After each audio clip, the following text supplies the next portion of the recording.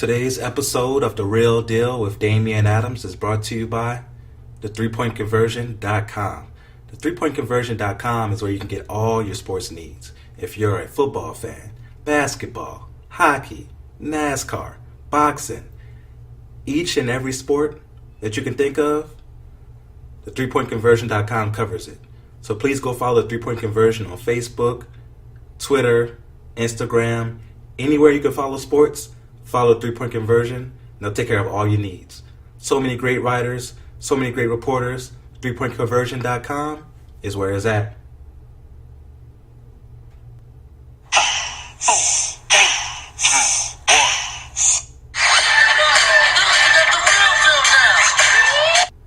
Thank you for listening to The Real Deal with Damian Adams. This is Real Sports Talk for the Real Sports Fan, and I definitely appreciate all you Real Sports fans who are listening right now. If you're listening on Apple Podcasts, thank you.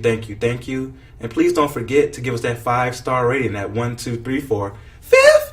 That 5-star rating, it'll definitely be appreciated. If you're listening on the 3 Point Conversion station on Spreaker Radio, we appreciate you as well. The 3 Point Conversion station is where fans' opinions matter.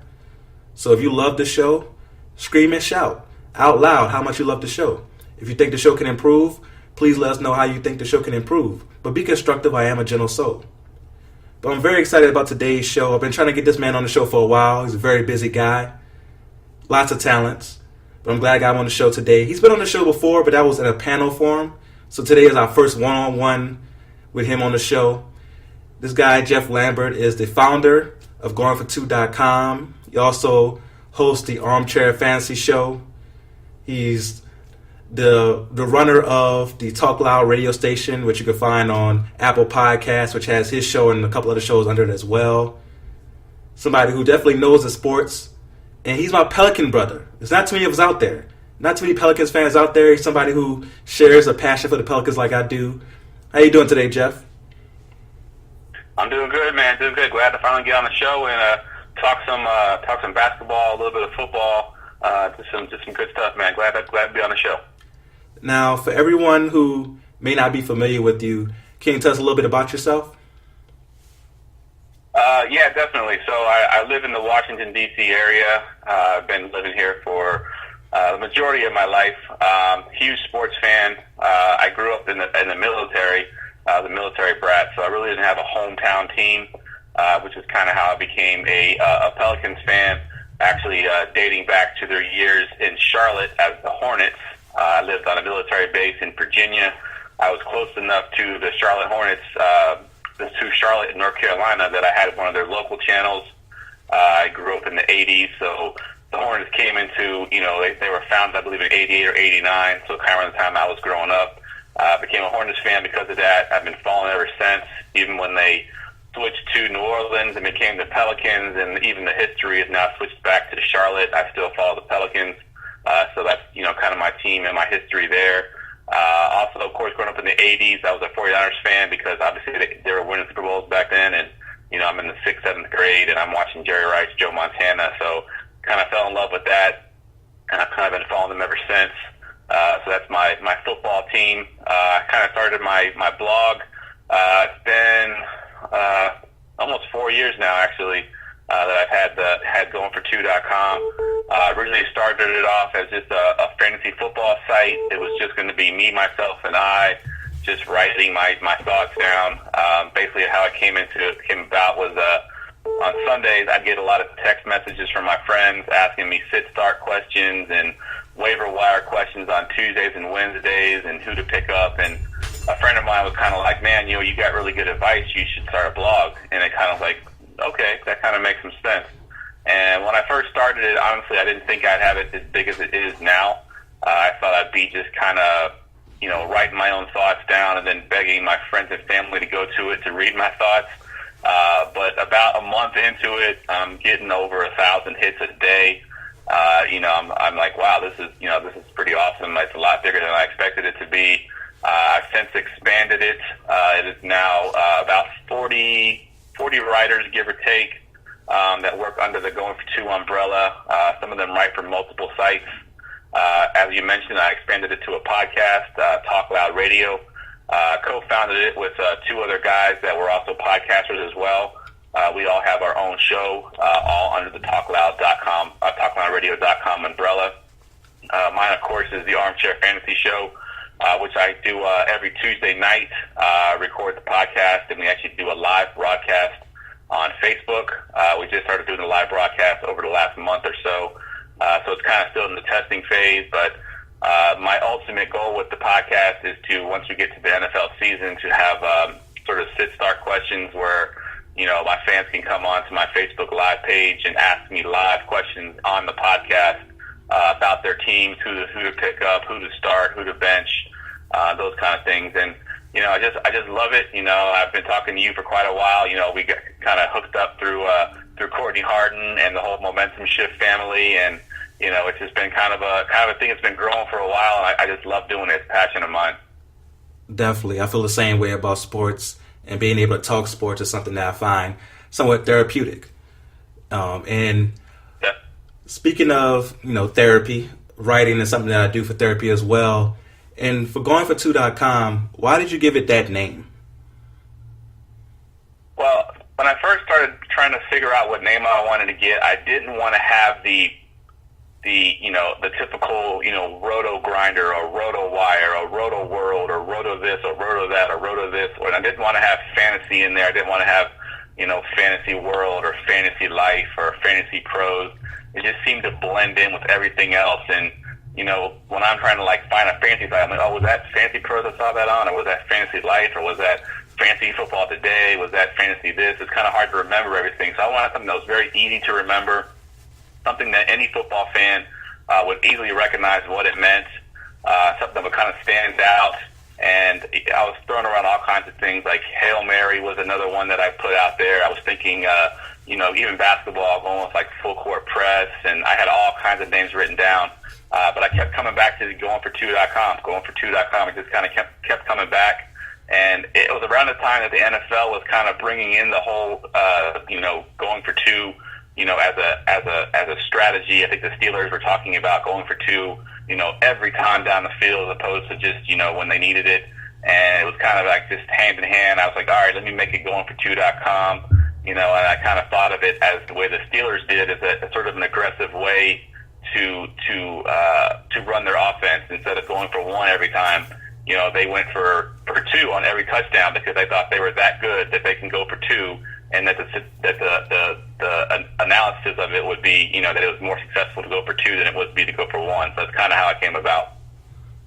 I definitely like that a lot, and I love the aggression of it. When you go say somebody's going for two, not only does it bring up aggression, but it brings up a confidence that, okay, we're not scared of this moment. We're not going to play it safe. We're going to go for two right now and just go down your throat. Because most time you're going for two, maybe not today, but a lot of times back in the day, you was going for two. You was just, all right, we're going to try to get these 2 yards. We're going to ram it down your throat. Now it's a lot more fancier. You have your screen passes and stuff like that. But it does bring up a time of aggression and confidence. Now, the Armchair Fantasy Show, when people tune in to that show, what can they expect?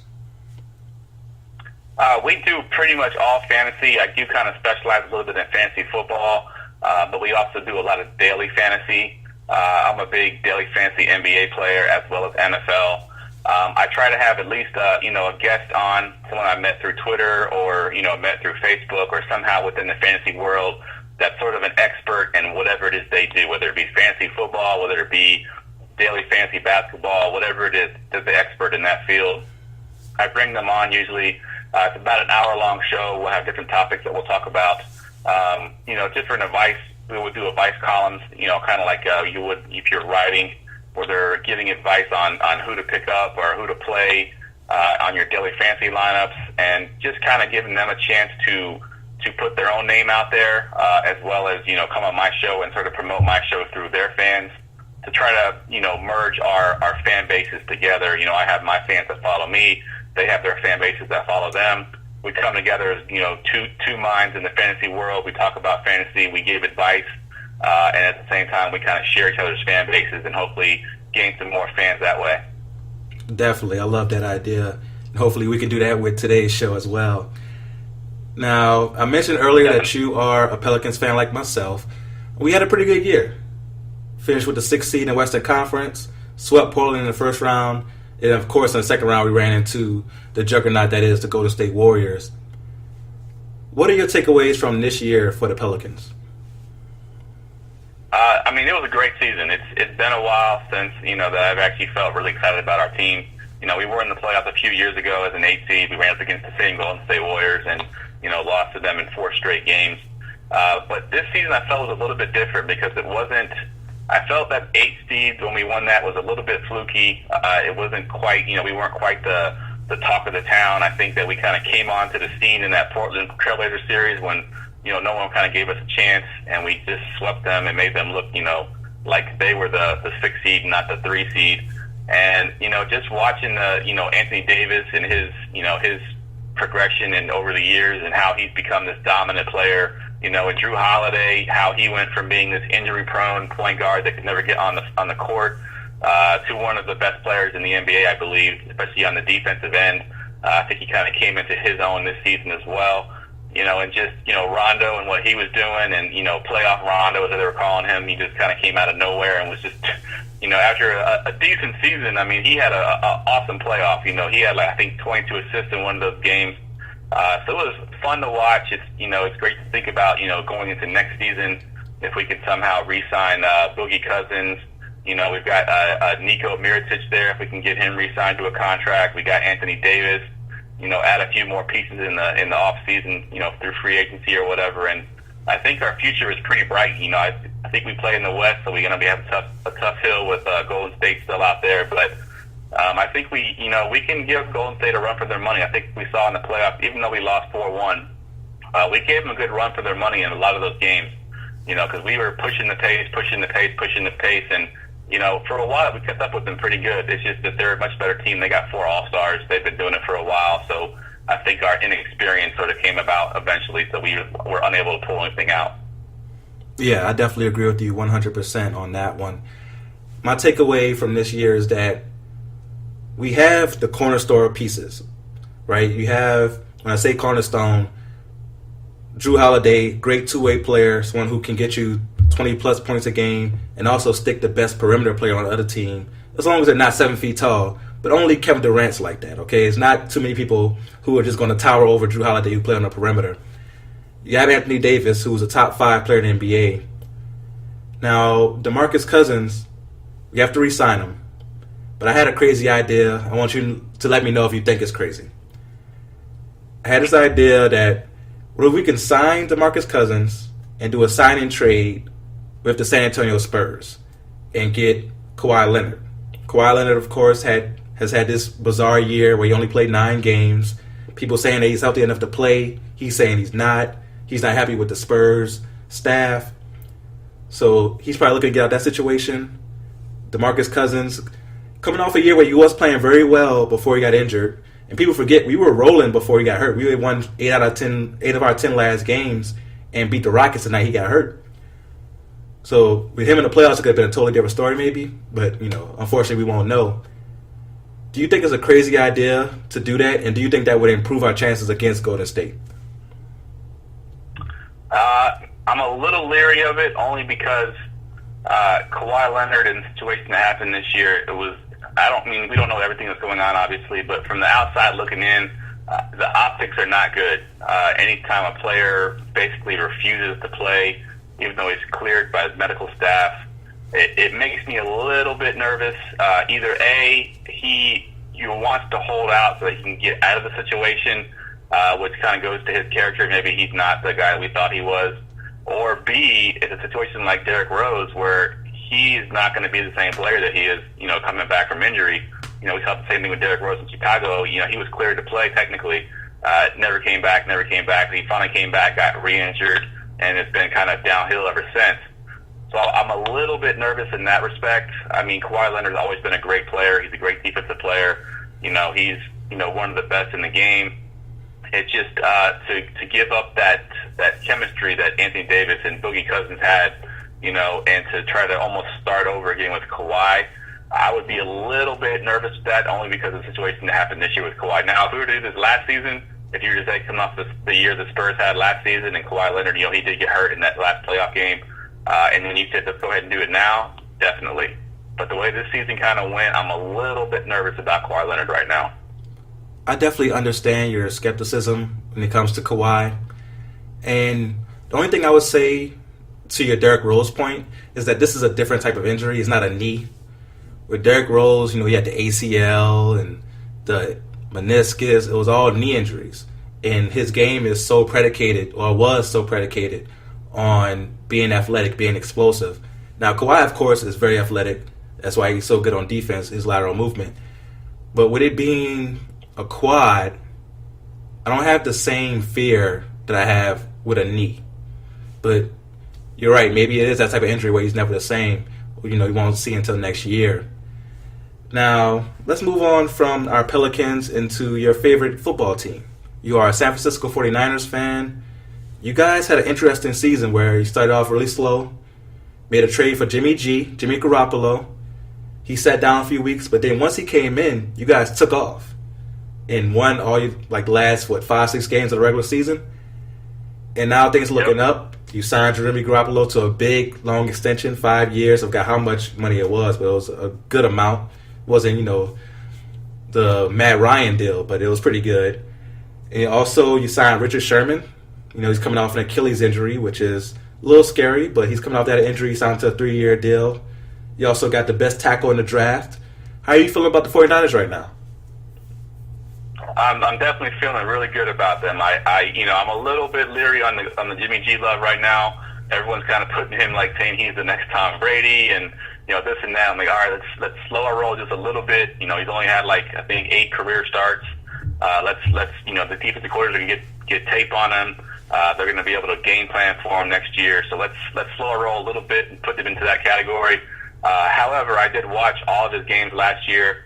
I actually subscribed to Game Pass, which allows me to go back and watch the replays. I can slow it down. I can watch every play from back to front. I can watch it from the 12-man view from above. And I went back and kind of broke down all his plays. And he has all the tools. He was reading defenses like you wouldn't believe. He was picking the guy out before they even snapped the ball, who was he going to go to, where the defense was going to be at. So I think he definitely can be that next big player, but I just don't want to give it to him just yet. But we did do some good things in the draft. We got a good tackle that will help protect him. Will also help our running game. We signed Jerick McKinnon from the Minnesota Vikings to be basically our Devontae Freeman, if you will, with Shanahan there. He was there in Atlanta when they had Freeman and Coleman as the 1-2 punch. So we got McKinnon there to do that, to be his all-world running back. We got some decent receivers. We'll have Pierre Garçon coming back from injury. Hopefully he's back to being pretty decent. Marquise Goodwin's our burner. He's our deep guy, so I think he's going to have a pretty good season as well. We have a great second-year tight end that everyone's predicting to be a breakout guy. His name is Kittle. He had a pretty good season last year when Jimmy G started, and I think that he's going to take that next step forward to be one of the next big tight ends in the NFL. So if you're a fantasy player and you're looking for that tight end sleeper, I would recommend Kittle for sure. But so overall, I think we're great. And today I got some really good news as well. Reuben Foster, who had got caught up in some things over the off season with domestic violence. Yeah. It just came out today. His girlfriend that accused him of domestic violence came out onto the stand today and basically admitted that she was lying, that this whole thing was a scam for money, that this never happened. This whole thing was just a big thing that got blown out of proportion. She didn't want it to be this big. She was hoping to sort of scam him for money, and now it's this big, huge, court deal and everything else, and she kind of admitted to all of that. So I expect all charges to be dropped from Reuben Foster. Of course, he was our star rookie last year. So we'll get him back. We'll have a pretty good defense this year. It won't be a great defense, but it'll be a much improved defense from last year. You couple that with a good offense, and I think we're going to be pretty good this season. I definitely have to agree with all the points you made. You guys looked last year at the end of the season looked like a playoff quality team. Like you guys looked like a team that could have made some noise if you would have had got Jimmy J a little bit earlier. Maybe you could have made some noise in the playoffs. And you guys made all the right moves this offseason. Everything looks to be pointing in the right direction. And on the Reuben Foster situation, just real quick, I hope that men don't look at this situation and think that this is the norm. Okay, like most of the time when a woman comes out and accuses a guy of domestic violence, there are some cases where women lie and this one is an extreme case of that. So don't take this case as the norm and start looking at every case through the lenses of this one, because this woman obviously a little bit crazy to make up that type of story to try to extort her own boyfriend for money. And also, women don't do that, because now whenever there's another case about an athlete beating on his wife or whatever, people are going to go back to this case and say, what if they're doing the whole Reuben Foster girlfriend thing that she did? We have to take these things very seriously. You can't just say, I'm mad at him, so I'm going to say he did this. Like, make sure it's really, when you accuse somebody of something like that, make sure it's real, please, so it doesn't affect future situations when it really is what's going on. So now let's move on to. Go ahead. I said I agree 100% with that point. So now let's move on to a little basketball. Before we get into the teams that are left right now, let's talk about the Toronto Raptors. The Raptors were the 1 seed in the Eastern Conference. They lost in the Eastern Conference semifinals to the LeBron James-led Cavaliers. This is the third straight year in which they've lost to the Cavaliers in the playoffs. Second straight year where they got swept in the Eastern Conference semifinals. And this led to the firing of Dwane Casey. Do you agree with Dwane Casey getting fired? I do not even a little bit. As you know, he got Coach of the Year a few days before he got fired. They had a great season. They were the number 1 seed in the East. They broke records for the Raptors as far as win totals and everything else. And they had a great season, and they went up against LeBron James and lost. I mean, if we were going to fire coaches because of their losing to LeBron James, pretty much every coach in the East will be fired because they all lost to LeBron James. You know, he's been in the finals, I think, 7 straight years, so he's beaten everybody. So, I mean, the fact that it was an ugly series and they got swept, I mean, that was, not good. But at the same time, you got to look at their season as a total. You know, they did get out of the first round. You know, they did, go into the second round with hopes to beat Cleveland, but they did not. I think it was a knee-jerk reaction by management. I think that they sort of took a lot of heat from the way they got swept after hoping that they'd be able to at least give them a 7-game series or a 6-game series with Cleveland. And I think they kind of overreacted to it. There is a precedent that has been set in the past of letting coaches go even though they had a good season. And I want to bring up Mark Jackson with the Golden State Warriors. Of course, he had them pretty good. He had Steph Curry. He had some pretty good players there. They were winning games. They were in the playoffs every year. And the Golden State Warriors let him go and brought Steve Kerr in. And, of course, Steve Kerr turned him to a championship team. The difference there is that team was young. That team was, had Steph Curry in a very young age. I think Klay Thompson was there as well. He was very young. So they had a chance to sort of grow, and Steve Kerr was there to sort of help them, get over that hurdle of what Mark Jackson couldn't do. In the case of the Raptors, Dwane Casey, he's got DeMar DeRozan and Kyle Lowry as his 2 big stars, but they're pretty advanced in their careers. They're not going to be, there's no coach that's going to come in there and change them or get rid of bad habits at this point in their career. You're not going to get DeMar DeRozan a jump shot. It's just not going to happen. He's not going to start being able to shoot 3-pointers. Kyle Lowry is Kyle Lowry. He's 31, 32 years old. He is what he is. So having a new coach come in next year to think you're going to have better results than you did this year with Dwane Casey at the helm is kind of naive. So I don't know what they're really thinking there. If they're going to be going into a rebuilding mode and they're going to end up unloading DeMar DeRozan and Kyle Lowry, which is going to be hard because they got some big contracts. So I don't know what their thinking is. I think it was a knee-jerk reaction, and I think they end up regretting it in the long run. Yeah, I have to agree with you there because looking at Dwane Casey's time there, all right, they were a pretty bad team when he first got there. His first year, they went 23-43. As when he was the head coach, they went 23-43. The next year, they were 34-48. And then that third year is when the switch happened, and they started becoming a successful team. They were 48-34, then 49-33, then 51-31, and then they were 59-23. So you're literally talking about improving each and every year. And when the team improves each and every year, what more do you want from that coach? Especially when roster-wise, they have a good roster, really good bench. You mentioned their 2 stars. But we've seen this in the NBA before where it's very hard to win when your 2 stars or your 2 best players are in your backcourt. That's one of the reasons Portland struggled against New Orleans. One of the reasons Washington hasn't made over that hump is because their 2 best players are in the backcourt. It's a guard-driven league, but you still need that forward or even that center who can alleviate pressure off your guards and get easy shots. And also, he can't control DeMar DeRozan having a meltdown. Now, in past years, it's been Kyle Lowry who's had the meltdowns and had the famous thing where he had to go in the locker room and decompress during the playoff game and couldn't hit a shot to save his life some of these years. And this year, Kyle Lowry played well in the playoffs. I can't say anything about him bad. He might have had a bad game here or there, but overall, in the playoffs, he played pretty well. DeMar DeRozan was playing well until he ran into LeBron James. And Dwane Casey made some moves where most coaches would be scared to make that move. Like Game 3, for example, where LeBron hit the crazy game-winning shot. The only reason LeBron had to hit that game-winning shot is because Toronto got back into the game after being down by 15, 16 points.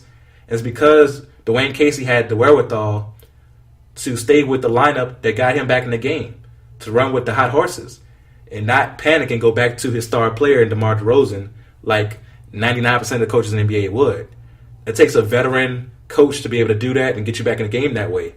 It's not his fault LeBron makes a shot that who else can make that shot? You think about the shot he made in Game 3 against them. Fading away, one-handed, leaning to the side, bank shot. Who else in the world can make that shot? Nobody. Like, nobody else in the world can make that shot. So you can't really hold that against him, especially when he's the one who was able to pull the right strings to get him back in the game. Now, Game 4, I don't know if you can blame that on coaching or just the fact that Game 3, I felt that they would get blown out in Game 4 because Game 3's loss was so demoralizing to lose like that. So I do think that he should definitely get another job soon. I hope he does, but what do you think is next for Toronto? How do they go from here to try to get better than Cleveland? I mean, honestly, if they're going to get rid of the coach that just won 59 games or whatever, they're going to have to blow that roster up. They're going to have to, because there's no coach that's going to come in there, like I said, and take Kyle Lowry and DeMar DeRozan and this roster as it is and do anything more than what Dwane Casey did for this team. If they're going to fire Dwane Casey, then either Kyle Lowry or DeMar DeRozan have to go as well. I don't know how they're going to do that because those contracts are huge. But if they can find any kind of trade partner, they're going to have to make some things happen, and they may have to go into almost a rebuilding year because I just don't see how any coach, you could bring Phil Jackson off out of retirement and throw him in the Raptors and say, okay, this is your team now, and they won't be beating LeBron James next year either. They are where they are. This is the team that they are, and they're just not going to be good enough to beat LeBron. And I think that, if they're going to get rid of Dwane Casey, then they got to get rid of at least one of those 2 players, DeMar DeRozan or Kyle Lowry. I think if I was the management, I would prefer to get rid of Kyle Lowry and try to keep DeMar DeRozan. But if you can get a good deal for DeRozan, I think you got to move him and just kind of rebuild this roster because right now, the way it is, I don't see them competing next year for anything more than what they did this year. Yeah, I don't see any coaches out there who would be able to make that jump. And like you said, it's different from the Golden State situation because you had a young Steph Curry and a young Klay Thompson. Draymond Green wasn't even starting yet when that switch was made, or he just became a starter when that switch was made. So we didn't even know how good he was as a defender and a facilitator. So there's so many things that just fell in the right place with Steve Kerr. And, of course, him being a great coach as well. Now, maybe there's a Steve Kerr out there that we don't know about. Somebody might say like a Jerry Stackhouse who's been killing it in the G League, come up and be that spark. But like you said, DeMar DeRozan and Kyle Lowry are who they are. They're both, I think DeMar DeRozan's upper 20s. You mentioned that Kyle Lowry's in his lower 30s. So those guys are in their primes. And with Kyle Lowry, his later prime. So they are who they are. They're not going to get any better from this point. They're at their apex right now. Yeah, I don't know why you would fire somebody who literally has improved each and every year. There's nothing more that he can do than do that. Like, as a coach, you want your team to improve each and every year.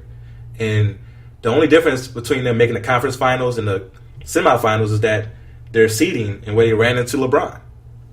That's the only difference. Yep. So we're both on the same page on that one. But speaking of new coaches getting hired, the Milwaukee Bucks made a big move recently, and they hired Mike Budenholzer, who was formerly the coach of the Atlanta Hawks, to the Milwaukee Bucks.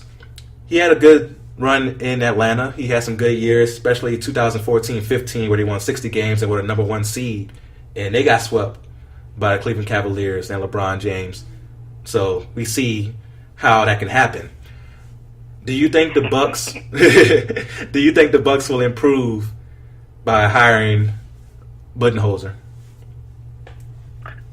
Definitely, 100%. I think Budenholzer was sort of handicapped by Atlanta's moves over the last couple of years, basically getting rid of all their talent, thinking they can get new talent to come in there and compete, and it just didn't happen. I mean, Paul Millsap, Al Horford, Jeff Teague. I mean, they were just guy after guy just getting moved to different cities, and they expected to keep winning, and it just wasn't going to happen. It doesn't happen that way in the NBA. You got to have talent to win, and they got rid of all their talent. So the fact that his win percentages went down wasn't really his fault. It was just that they're going to get rid of all their talent. So I think that he goes to the Bucks team now that is undeniably talented. He's got a superstar, a budding superstar, the next LeBron James, the next do-it-all kind of star in Giannis, the Greek freak. I won't try to say his last name.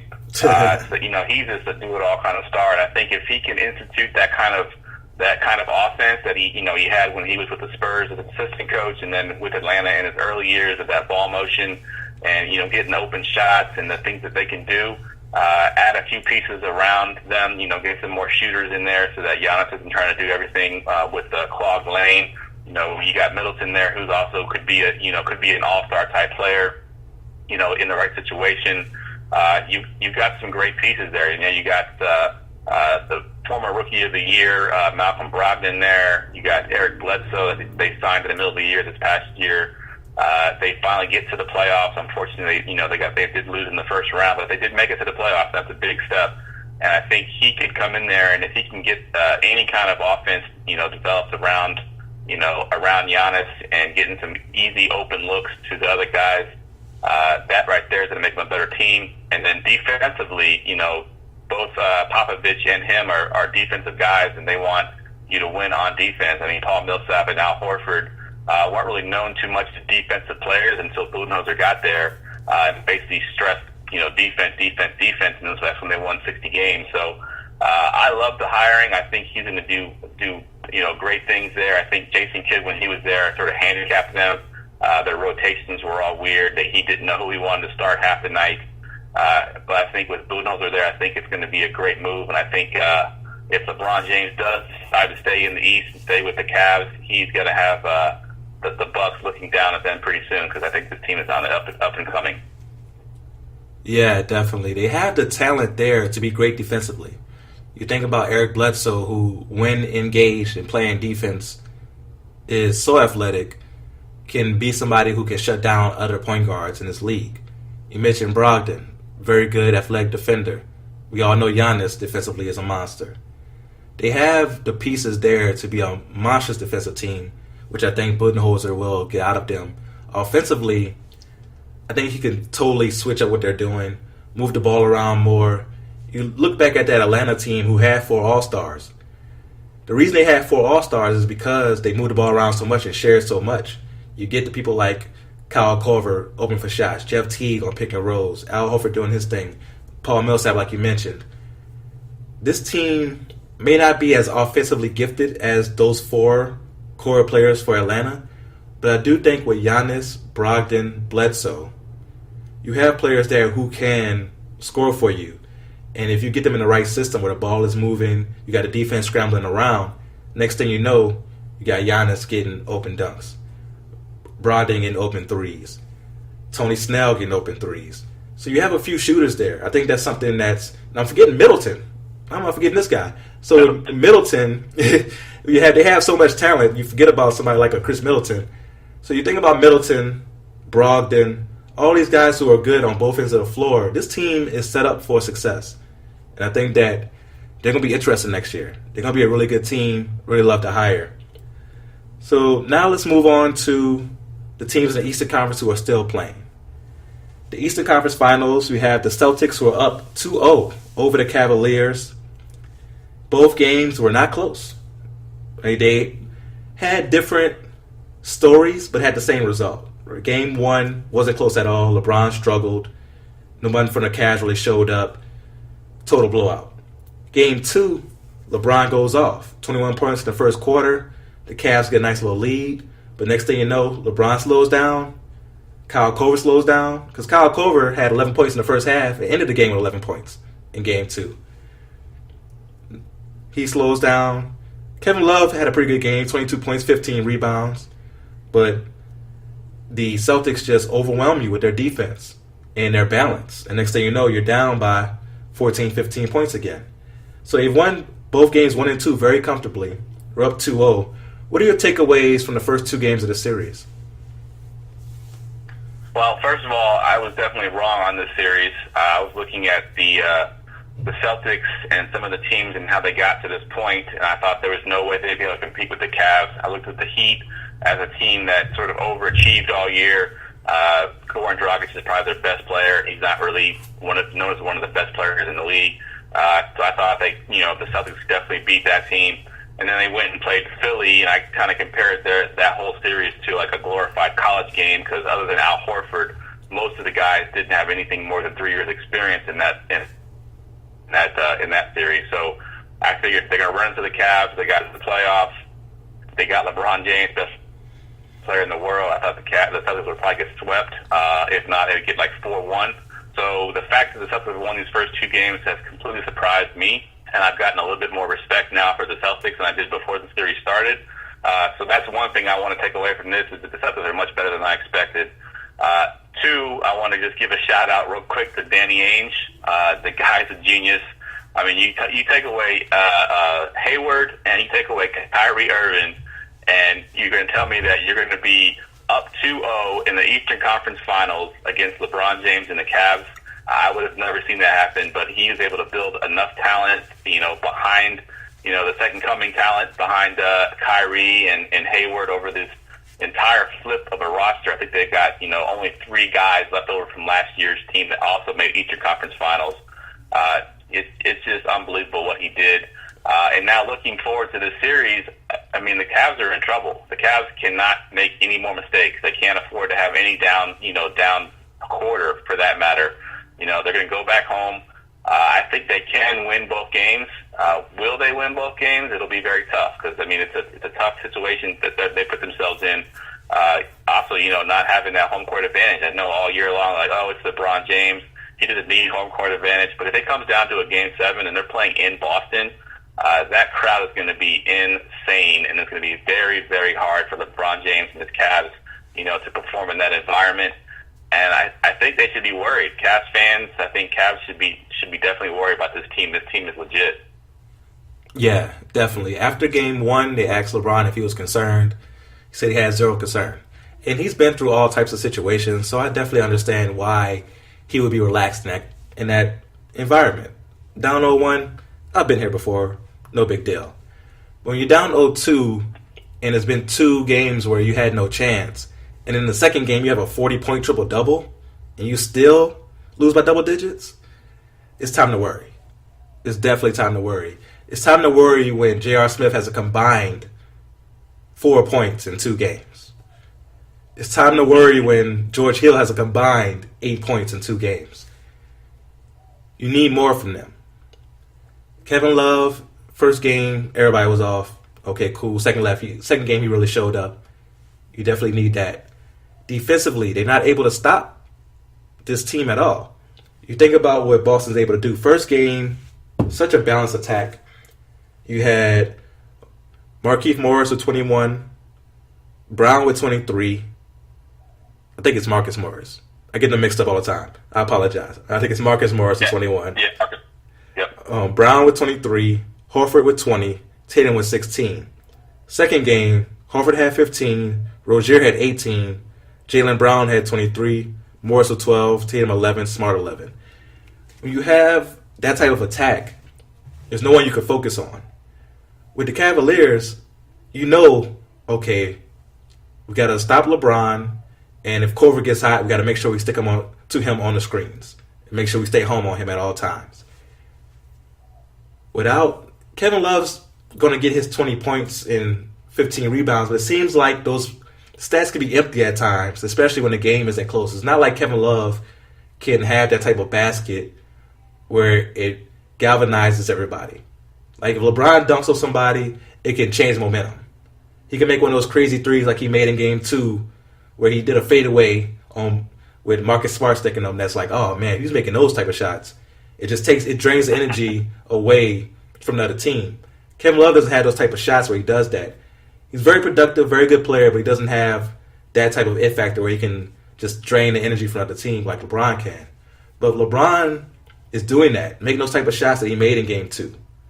And you're still not able to put them away. It does show reason for concern. Now, you're right, though. They are going home. And some of the Celtics players who are younger have not played as well on the road. We saw that in the first round series against Milwaukee. There's no way that should have won 7 games with the way Milwaukee was playing. But because they weren't playing as good on the road, that one won 7 games. Now, against Philly, it seems that they shored up that a little bit and played better on the road. Now, will they do that against LeBron and these Cavaliers, especially with so many days in between to adjust and make the adjustments that's necessary?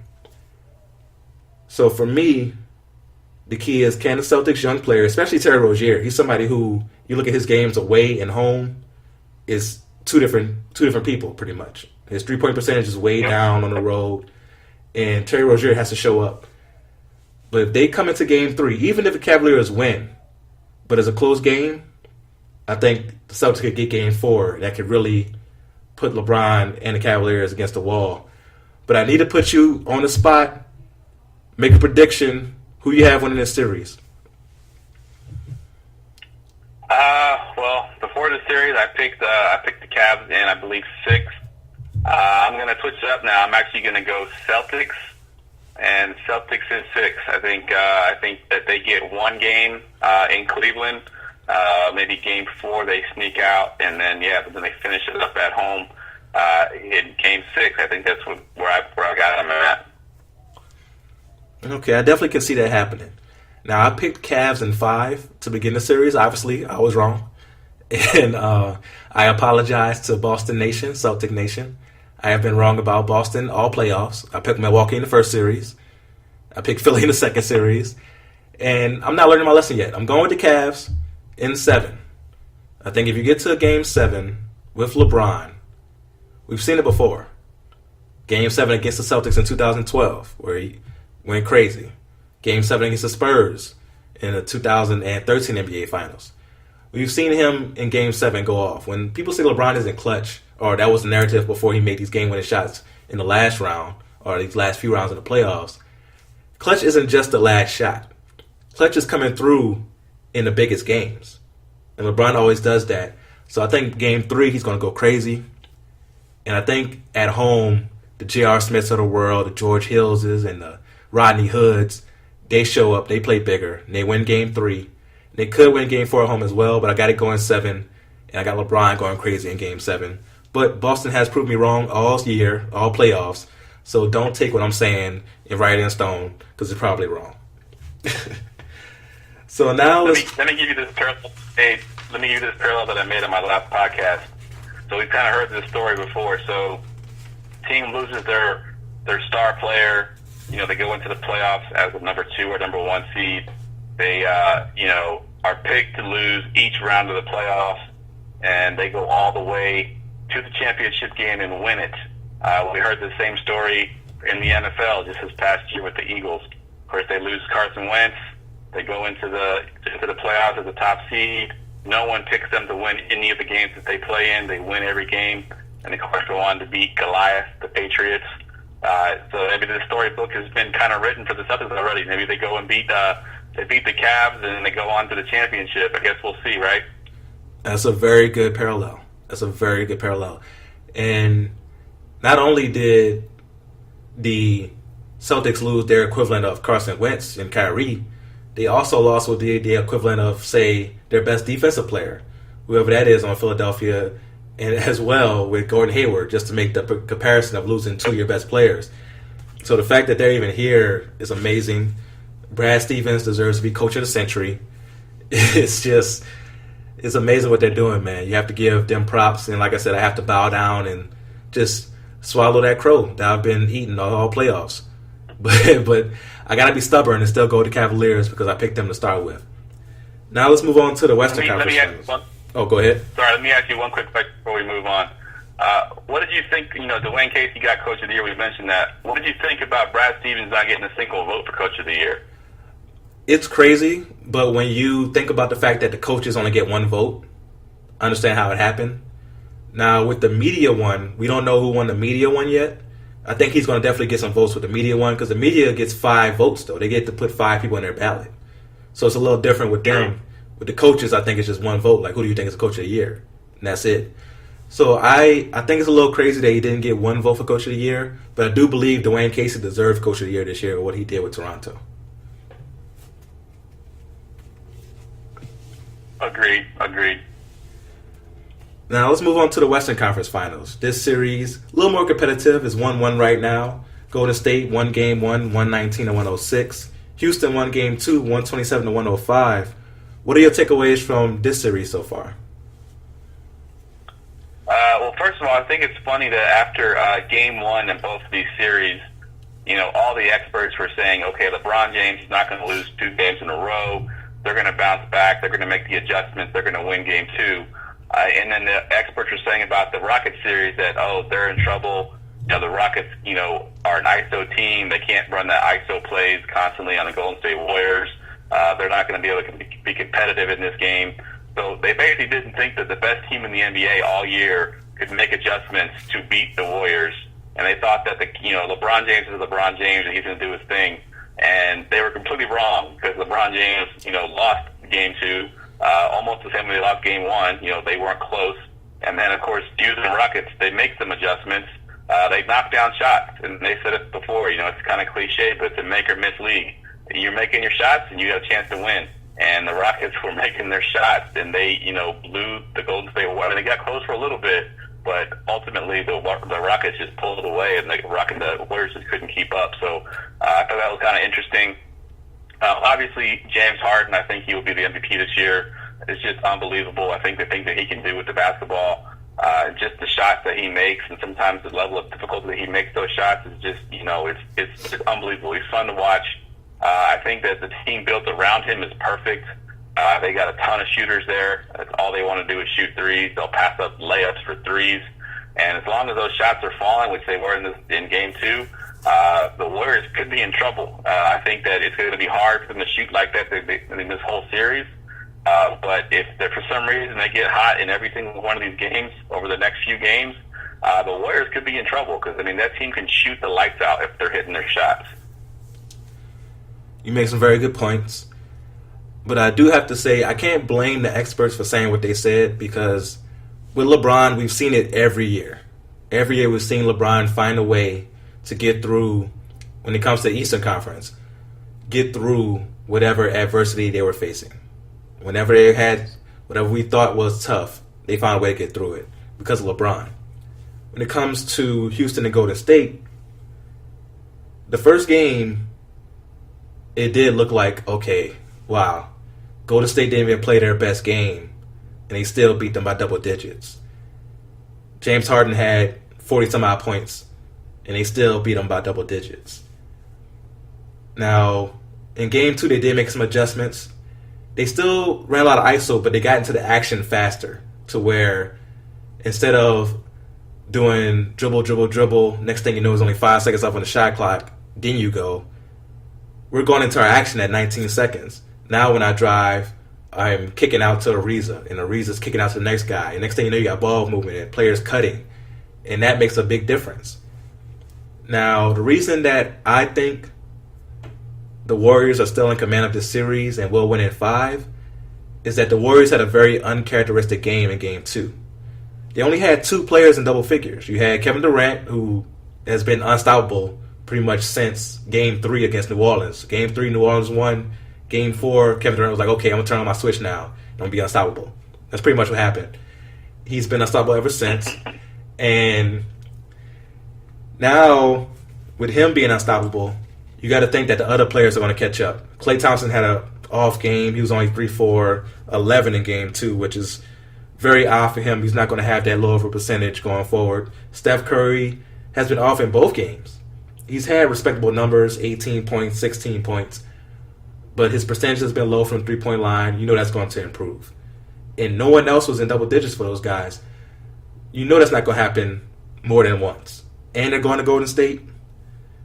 I just don't feel that you can depend on what Houston did going forward. You think about the fact that it was missed last night that James Harden was abysmal from the three-point line. He went 3 for 15 in game 2, which is crazy. First of all, to be able to have the confidence to shoot 15 shots from behind the three-point line when you only made 3 is amazing. I wish I had that confidence in life.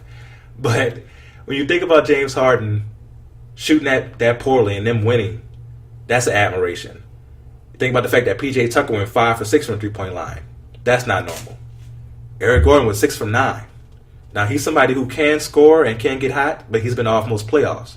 And some of those shots he made, like you think about the one where Draymond Green was sticking him up tight and he did a step back, pretty much shot it from 38 feet away and still made the 3. Those type of shots aren't going to go in. So my takeaway is that it's a little depressing because I am somebody who's rooting for the Rockets. I want to see somebody different than the Warriors win. And I've been against the Warriors ever since Kevin Durant joined them. I was definitely not a fan of that move, and I still hate it to this day. But because Kevin Durant joined them, it's just not your normal great team. Like when they say super team, I don't think any other team is qualified to be called a super team after Kevin Durant joined the Warriors. Not even the Miami Heat team. Like, because you think about the fact that that team won a championship and then lost in Game 7 by 4 points the next year after winning 73 games, and then got Kevin Durant, who's maybe the best pure scorer in NBA history. Like, when you think about how easy he scores a ball, he could be the best pure scorer in NBA history. Of course, Michael Jordan up there and Kobe and all other great scorers in history. But Kevin Durant is right up there. And he joined that team. And because of that, I think this team is unstoppable. Game 3 in Oracle, I think they're going to go ahead and win by like maybe 15 points. And then we're going to start seeing that avalanche that comes with losing to Golden State going forward.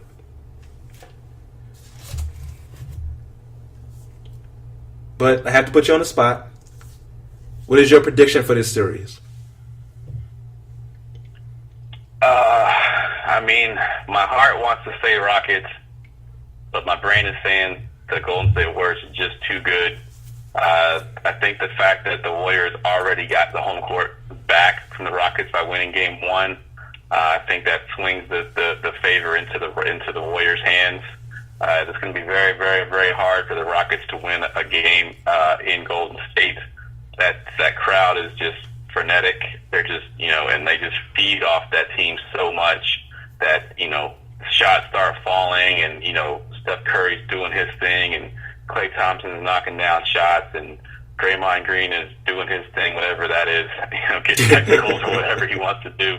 It's just too much. And then when you factor in Kevin Durant, who's, arguably the second best player on the planet, with these shooters around him, it's not fair. And it's just not fair. And it's basically, James Harden against those 4 guys. James Harden's got some good players around him, but none of them on the caliber of those 4 guys. And I just think that the Golden State, they're going to get this. They're going to win it in 6. Yeah, I'm picking Golden State in 5. I think they win the next 3 straight. And it depresses me to say that, but I just have to go with what my gut is telling me there. So now let's move on from basketball. It's never too early for fantasy football tips. And you, my guy, are a fantasy football expert. And it's not actually that early. Next thing you know, there's going to be drafts pretty soon. Like some people do their drafts in June. So there's going to be fantasy football drafts pretty soon. I don't do mine that soon. I usually like to wait till the end of the preseason to get through the injuries and stuff. But there will be drafts pretty soon. And for those people who are drafting soon, who are some of the draft sleepers out there that people are not aware of? All right, so I kind of broke it down: quarterbacks, running backs, receivers. We'll start at quarterback. I've only got one sleeper quarterback. Quarterbacks are always this kind of position you can wait on. There's 32 quarterbacks, and you only need one of them for your fantasy team. But my sleeper quarterback would be Mitch Trubisky of the Bears. I think he had a decent rookie season, nothing great. He was not lighting anything up there in Chicago, but Chicago went out this year and they added so many weapons. I mean, they already had Jordan Howard. First, they add Allen Robinson from the Jaguars. Then they got the tight end whose name right now is Trey Burton. The tight end from the Philadelphia Eagles. A super talent. He's a super athletic guy. They've got some great pieces there in Chicago, and I think that if he can just be average with those talent people around him, he's going to be a good fantasy quarterback. And he's going pretty late in drafts. There is some drafts going on right now. I think his average draft position as far as quarterbacks go puts him at like quarterback 16, which is crazy when you only have most leagues are about 12 teams deep. So he's going basically as a backup quarterback.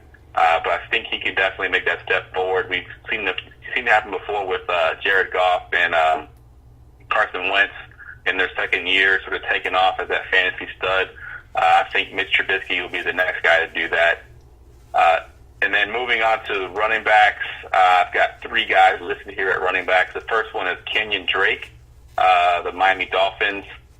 He's currently being drafted at running back number 17, which puts him in a running back 2 slot. But I think he's got a potential to be a running back 1. I mean, his biggest competition right now is probably Frank Gore. Frank Gore's there now. He's like 187 years old. I can't imagine that he didn't do too much this year. So I think Kenyon Drake's got a good shot to be the number 1 running back there for the Dolphins. And anytime you're a number 1 running back on any team, you're going to have fantasy value. He showed last year, I think, from week 9 on, in PPR leagues, he averaged double-digit fantasy points. He also only had 2 games from week 9 on that he didn't get double-digit fantasy points. One of them he got injured in, so that's a pretty good stat there. And then, he's a good receiving back, too. He gets those, if you play in PPR leagues, he averaged about 3 catches per game from week 9 on and over 5 yards per carry, which you look for in a running back. So I think he's definitely one that could be a top 10 running back by the end of the season if he can stay healthy. The other guy I got on here is Dante Foreman for the Houston Texans. Lamar Miller hasn't really impressed and actually had a career low last year of 3 yards per carry. Dante Freeman, in his last game before he got injured, actually the game that he got injured in, he had 80 total yards and 2 touchdowns. Unfortunately, had a pretty gruesome injury and missed the rest of the season. But if he can come back to full strength, he's being drafted now at running back 42, which puts him, basically on a bench, maybe a flex position. But I think if he plays the way he was starting to play last year, I think he can surpass Lamar Miller as the starter there. And then, of course, with Deshaun Watson coming back, you've already got the best receiver in the game, not named Antonio Brown, in Nook. They call him Nook. I can't think of his name right now. I don't know why his name's escaping me. But, yeah, so you've got a great offense there. He's going to be a good player, down the road.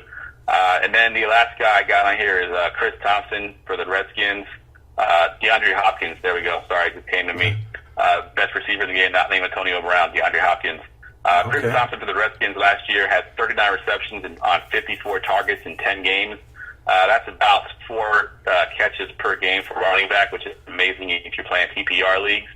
He also averaged 13 yards per reception, which was actually more yards per reception than Michael Thomas and Devontae Adams, who are both receivers that are tops in their class. And he was the number 1 running back as far as receptions, yards per reception, more than Le'Veon Bell, more than Alvin Kamara, more than Todd Gurley.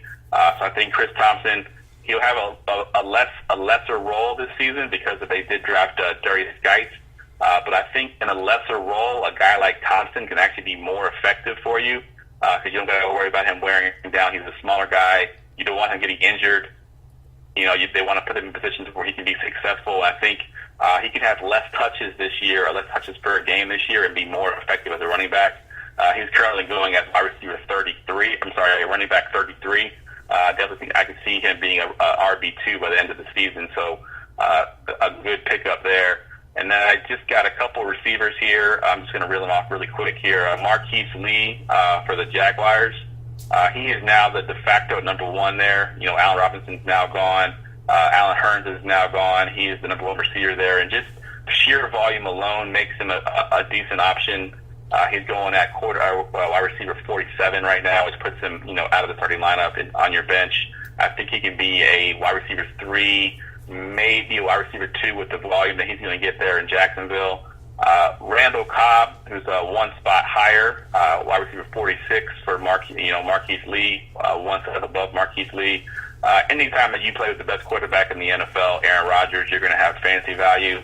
Cobb's had down years over the last couple of years, but now that Nelson is gone to Oakland, I think Cobb will step up and be, Rodgers' sort of security blanket. They've got Devontae Adams there as well, so I think Cobb can get some wide receiver 2 type numbers, being drafted pretty low. And then one sort of deep sleeper I got here is Cameron Meredith. We've kind of forgotten about him. He got injured last year. He had a breakout season 2 years ago for Chicago.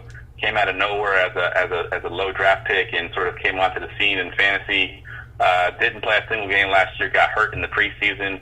Did not play a single game. Now he's with the New Orleans Saints. The Saints basically have a great receiver in Michael Thomas, and then they got Ted Ginn Jr. and they drafted a rookie. Cameron Meredith's got a good shot at being in the starting lineup. The Saints run a lot of 3 wide receiver sets, so even if Meredith ends up being the third receiver, he'll be on the field a lot. And if you're on the field with Drew Brees, you're probably going to get the ball quite a bit. So Cameron Meredith is my receiver that you might want to look at. He's being drafted right now, receiver 56, which is probably going to be undrafted in a lot of the leagues. So I think he can be a big addition if you can get him late in your drafts. Okay, all very, very good players there. I have a question for you on the Minnesota Vikings running back, Dalvin Cook. Do you think he will give the same value that he did at the beginning of last year with Kirk Cousins now being the quarterback? I think his value is right now is a little bit he's a little bit undervalued because people are a little bit scared of the injury.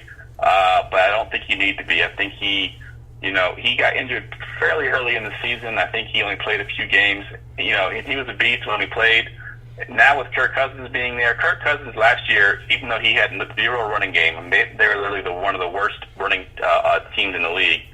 But Kirk Cousins' percentage on play-action passes was the top in the league, which is crazy when you think about it. Like, teams weren't really falling for the play-action pass, but Kirk Cousins was still being able to get the ball out and, complete passes. So when you put Dalvin Cook back there, that play-action pass is going to become, a juggernaut.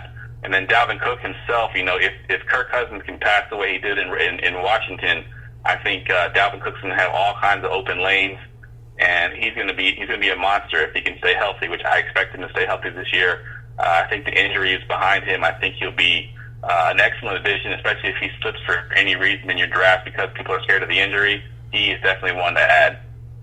Yeah, that was a selfish question on my part. I had him last year, and I was doing great before he got hurt. Then my season kind of took a downturn.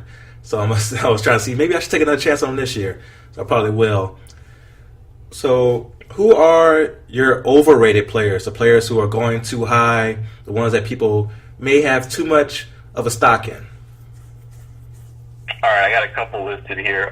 First and foremost, every QB drafted this season is going to be overvalued. QBs always get overvalued for some reason when they're rookies. Everyone's excited about them. They want to see them play. And they're probably going to be decent NFL quarterbacks. But for your fantasy quarterback, forget about it. And even if they get to start week 1, I want nothing to do with the rookie quarterback. So everyone that was drafted this year, whether it be Lamar Jackson or whoever, Rosen, don't draft them. Just leave them out there for the waiver wire. So no quarterbacks in the rookie class this year. Another guy that's going to be going kind of high because of name status is Calvin Ridley, receiver that got drafted to the Falcons. I think he's going to be a good receiver in the long run. His rookie season, though, he will not be. I mean, he's playing behind Julio Jones.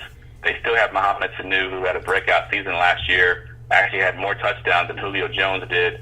Calvin Ridley is in a good offense. I think he'll be a good NFL player. I think he'll do some good things, but he'll be too boom or bust for me to take a risk on him. He'll have games where he'll get like 2 touchdowns, maybe 100 yards, but he'll have games where he'll get like 1 catch for 8 yards. So I would avoid Calvin Ridley, even though he's got the big name. And then I got 2 running backs on here actually. Joe Mixon For the Bengals, I don't get the love for him right now. He's going as a top 10 running back, and I just don't see it. I mean, he had his chance last year. He didn't look very good. Everyone's claiming that the Bengals' offensive line is better. Their offense is going to be better. But he averaged, I think, 3.8 yards per carry last year. Didn't really impress me much. And the love for him has just gotten a little bit out of control. Giovanni Bernard is still there. He's still going to take the passing downs. I don't love Joe Mixon. Everybody else seems to love Joe Mixon, so I'm going to pass on him. The last one I got is one more rookie. He was highly touted coming into the draft, but his landing spot wasn't very favorable. And that's Sony Michel. He's a rookie. He plays for the Patriots. He's being drafted at a running back 26, which puts him in the flex territory. But going to the Patriots, it kills his value. He's a running back, and the Patriot system just kills his value. They still have James White. They still got they signed Jeremy Hill. They got Gillislee from last year. They got all these running backs, and they got Sony Michel in the first round, which is a good thing in the sense that the Patriots might use him a different way. But it's the Patriots, Bill Belichick. You never know what he's going to do.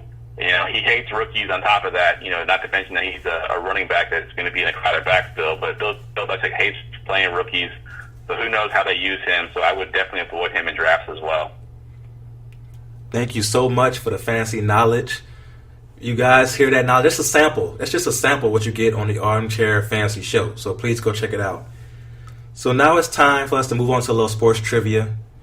This is where I like to test the guests and people who listen to the show, their sports knowledge. And I always ask questions about their favorite teams. So we're going to have some Pelican trivia and some 49er trivia. Are you ready? I'm ready. So for the first question, Anthony Davis is first in points per game in New Orleans Pelicans/Hornets history. Who is second in points per game? Is it Chris Paul, David West, Jamal Mashburn, or Baron Davis? Let me give it to you one more time. Anthony Davis is first in points per game in New Orleans Pelicans/Hornet history with 23.4 points per game. Who is second in points per game in Pelicans/Hornet history? Is it Chris Paul, David West, Jamal Mashburn, or Baron Davis? That's tough because you did points per game and not total points, because I know Anthony Davis did just pass David West this year for total points, but I don't know if he was highest points per game. I'm going to go with the person that I actually thought was the least likely on there that I would have mentioned had you not given me a multiple choice, and I'm going to take Jamal Mashburn. That's a very good logic right there. That is correct. Jamal Mashburn averaged 21.5 points per game during his time with the New Orleans Hornets from 02 to 04. He actually dropped 50 at my first live basketball game. So one of the reasons I fell in love with basketball was seeing Jamal Mashburn drop 50. I believe he did it against Dallas. Nice. Yeah.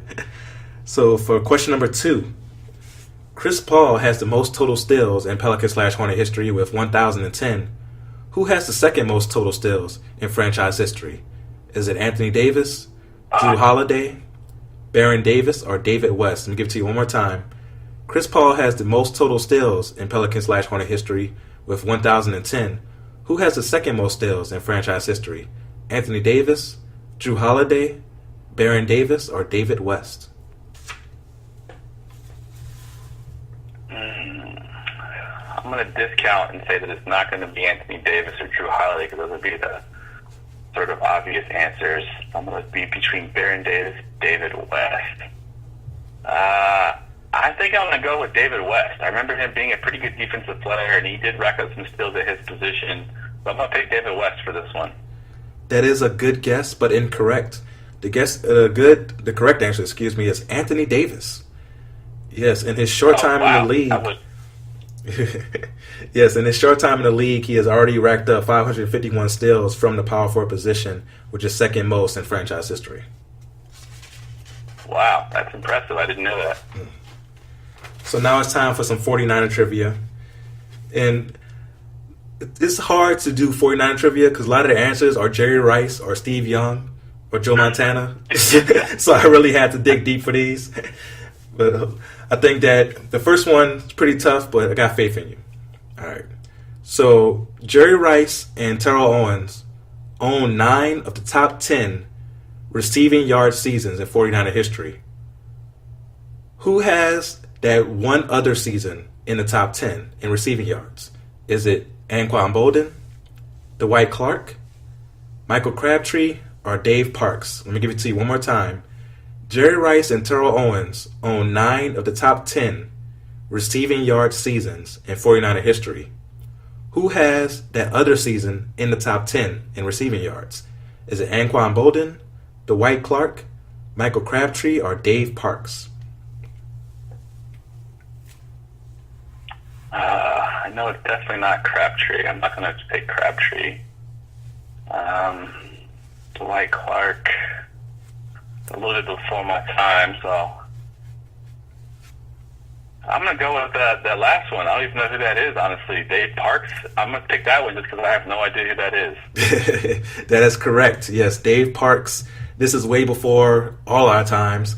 In 1965, which is very impressive, the fact that he had this many yards in 1965. He had 1,344 receiving yards on 80 catches in 1965, which is number 9 on the list of top receiving yard seasons for the 49ers.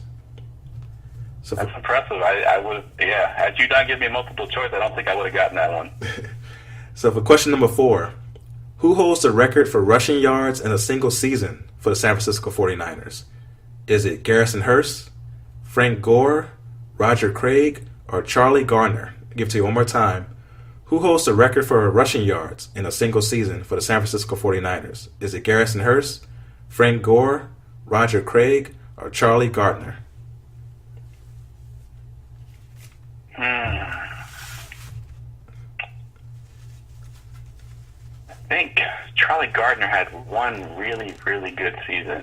He had a few good seasons, but he had one that was extraordinary. I'm going to pick Charlie Gardner. Good guess, but that one is incorrect. The correct answer is reliable, Frank Gore. Frank Gore. See, that was easy. That was just too easy, I thought. Yeah, so I try to mix it up, do the extra hard ones where you don't know who it is and the obvious ones. But yeah, Frank Gore in 2006 ran for 1,695 yards on 5.4 yards per carry. So every 2 carries, he's getting your first down. So people forget how good Frank Gore was good when he was young. And he definitely was out here killing it. So let me just recap the questions real quick for the people. So question number 1 was Anthony Davis' first in points per game for the New Orleans Hornets / Pelicans franchise history. Who is second in points per game in franchise history? And the answer is Jamal Mashburn, who averaged 21.5 points per game from 02 to 04 with the New Orleans Hornets. Question number 2 is Chris Paul is first in franchise history in total steals at 1,010. Who is second? Anthony Davis with 551 already, and that's from the power forward position. To let you know how good he is on defense because he's known for blocks. He's already second in steals. Question number 3. Jerry Rice and Terrell Owens own 9 of the top 10 receiving yard seasons in 49er history. Who has that other season in the top 10? It's Dave Parks from 1965 when he had 1,344 yards on 80 catches. And question number 4. Who holds the record for rushing yards in a single season for the San Francisco 49ers? Reliable, Frank Gore in 2006 had 1,695 yards. So I want to thank you for being a good sport during sports trivia. And now it's time for Forgotten Players. This is where we pay homage to players who may have been good but not great, great but not recognized, or players who you may have just forgotten about who we want to remind you of. Who is your Forgotten Player today, Geoff? All right, I had to really dig deep on this one. I wanted to go outside of my own team. It's just hard for me to do a forgotten player because I didn't forget about any of them. So I was kind of looking at some of the teams that don't usually get recognized in these kind of things. So I took Lavernius Coles, who played most of his season with the Jets, had a couple years with the Redskins, and a few teams mixed in the middle there. Lavernius Coles had 647 receptions over his career for nearly 9,000 yards and 49 touchdowns. Unfortunately, he played for the Jets, where he was overlooked a lot of times for the Pro Bowl. Only had one Pro Bowl appearance. That was with the Redskins before he got traded back to the Jets the following season. So Lavernius Coles is my forgotten player. That's a very good forgotten player. I haven't heard that name in such a long time, but he was a really good player somebody who was just very scrappy. And you think of the Jets, you think of scrappy receivers, you think of Wayne Corbett. But Lavernius Cole is right up there. You think about talented receivers who a little undersized, but definitely got the job done. So shout out to Lavernius Cole. For my forgotten player, I went basketball. I remember this guy because he was one of the first guys who had the cool goggles. He had the goggles that didn't look bad. Like, you remember at old school, they had the goggles that looked like swimming goggles that just weren't cool at all. He was the first guy who had some of the cool goggles that you could flip up and look like actual glasses. I'm talking about Bo Outlaw. Now, Bo Outlaw was 6'8", played the 3, the 4, and the 5, was undersized, originally from San Antonio, Texas, went to the University of Houston, played there for 2 years. His first year he averaged 12 points per game. Second year averaged 16 with 10 rebounds. Shot 63% from the field, but still went undrafted. But got picked up by the Clippers. Always was known for being a greedy defensive player, great rebounder. Was a really good role player in the league. His numbers don't smack you in the face or anything like that. He only averaged 5 points per game and 4 rebounds for his career. But he played 15 seasons for the Clippers, Magic, Suns, Grizzlies. And to have those lower stats but have that long of a career lets you know how he had an impact that you can't measure by numbers. Like I said, great defensive player, good rebounder, somebody who just always was in the right place. So shout out to Bo Outlaw and Lavernius Cole as our forgotten players today. Geoff, man, I hope you had a good time on the show. Definitely did, man. I enjoy it. I love the format. It's a good way to do this. I like the whole trivia thing and the forgotten player. It's pretty cool. Thank you, man. I appreciate that. Please let the people know where they can find you, follow you, and where they can find your show and site. All right. Obviously, you can find me at goingfor2.com. You can find me at talkloudradio.com. We also are on all the major podcast networks, iTunes, Stitcher, Google Play, pretty much all of them. If you want to follow me on Twitter, it is at Geoff Lambert 77. That's Geoff spelled Geoff. A little bit different for everybody else. You spell it with a J. I spell it with a G. So yeah, you can follow me on Twitter at Geoff Lambert 77. We're also on Facebook. Just if you just search for goingfor2.com, we should come up there.